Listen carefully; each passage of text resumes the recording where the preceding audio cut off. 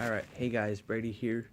And, alright, so I want to talk about the Godzilla movie from 2014 because people are still talking, are still bringing it up since, the new King Kong trailer dropped and stuff like that.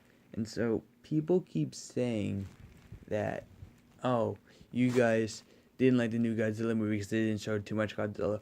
Well, movie A, B, C, and D didn't show their character too much. Alright, well, here's the point. Jaws was great. Jurassic Park was great. We saw them do shark action. We saw them do dinosaur action. We saw them tearing shit up. We saw them eat people. It's not like they shied away, and it's not like Jaws shied away and showed a fucking killer whale do all the eating and stuff, like Godzilla 2014 did. You know what they did with Godzilla 2014? They focused on Mutos, and the whole point of that movie was Mutos having sex. Um, I'm not mad that they didn't show Godzilla too much.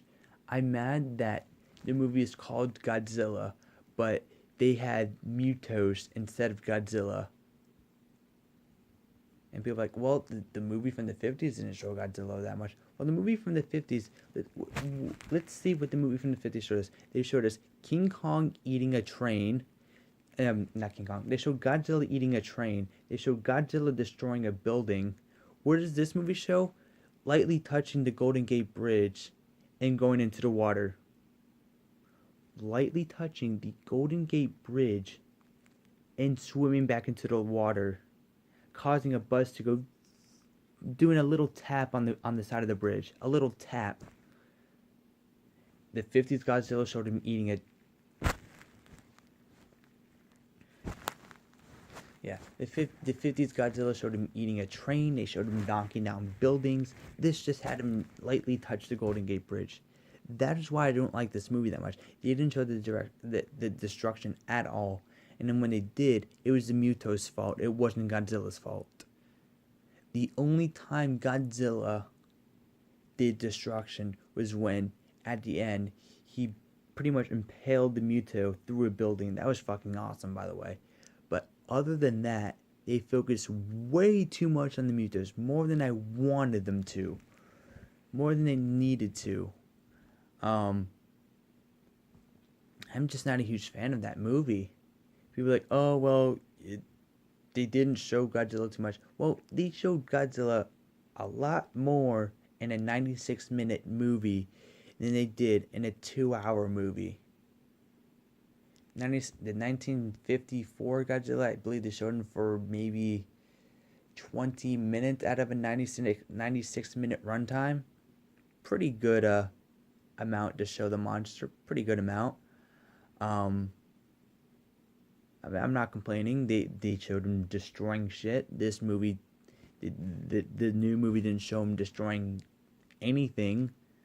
Like I said, this was me during you know that scene where they're on the train tracks and you see them running. This is me. It's like, oh yeah, Godzilla's popping up, and then I see like a long leg coming down. Fuck, really? It's the Mutos destroying the train tracks. Where the fuck is Godzilla? That was my reaction. That was my literal reaction during the movie. I was pissed. But at least I saw it for free. I saw it in IMAX for free because I saw the screening.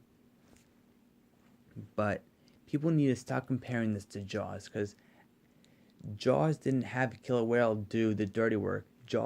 The shark actually ate the people. It's not like, oh, yeah, we're gonna have Jaws fight a killer whale at the end of Jaws. No, that's not what Jaws did at all. That's what Godzilla 2014 did. That's what Godzilla 2014 did. They blamed it all on the Mutos. They had the Mutos do everything. You want to know the first monster we see in Godzilla 2014? The Mutos. 35 minutes in, and Bryan Cranston dies. 35 minutes in. Want to know when King Kong arrives in the movie? 55 minutes. And you want to know how long the Godzilla movie is without end credits? 1 hour and 55 minutes long.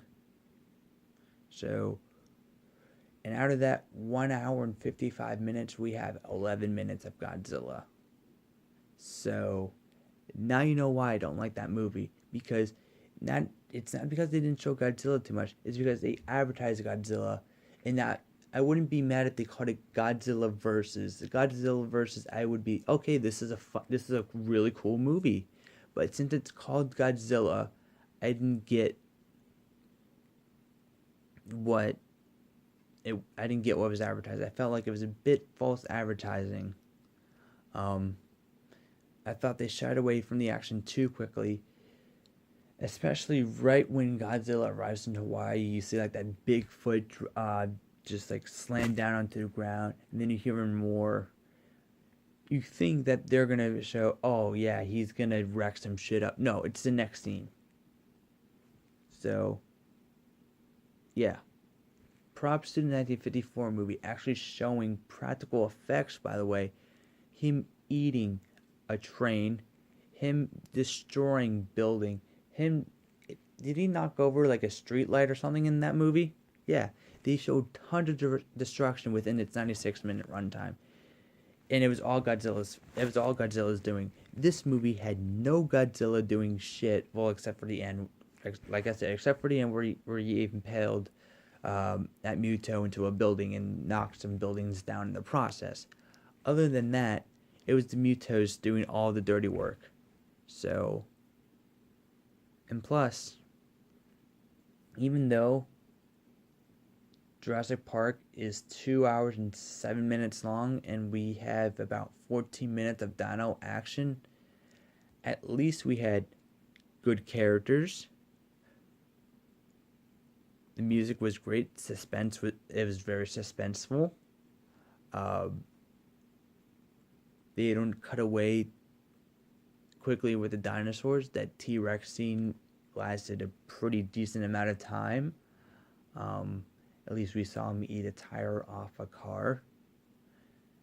What does this Godzilla do? Lightly touches the Golden Gate Bridge. Just lightly touches it and then goes away.